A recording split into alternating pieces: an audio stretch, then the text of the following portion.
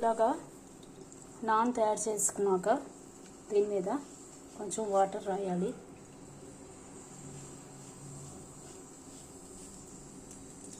ఇలాగా water apply చేసి దీన్ని పెనం మీద వేయాలి. ఈ వాటర్ ఉన్నది పెనానికి అంటుకోవాలి. ఇలా పెనం తిప్పి కాల్చుకోవాలి. ఇలాగా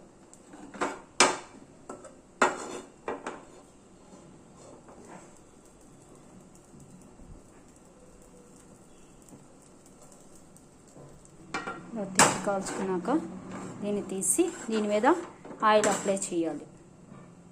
ఇంకో దానికి కూడా వాటర్ అప్లై చేసి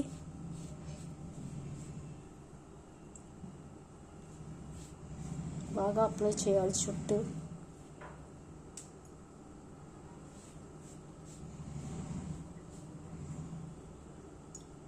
ఇది పెనానికి అంటుకోవాలి, లేదంటే సరిగ్గా కాదు. ఇప్పుడు దీన్ని పెనం మీద వేయాలి. ఇలాగా పెనం మీద వేసాక దీన్ని తిప్పి కాల్చాలి.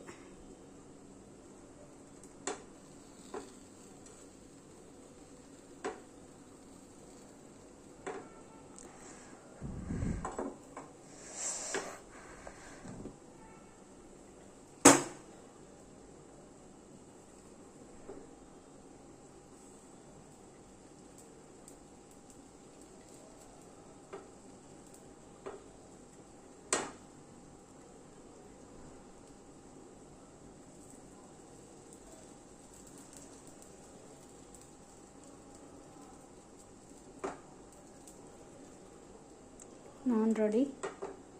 చూసారా ఎంత బాగా కాలిందో. సూపర్. నాన్ రెడీ అయిపోయింది.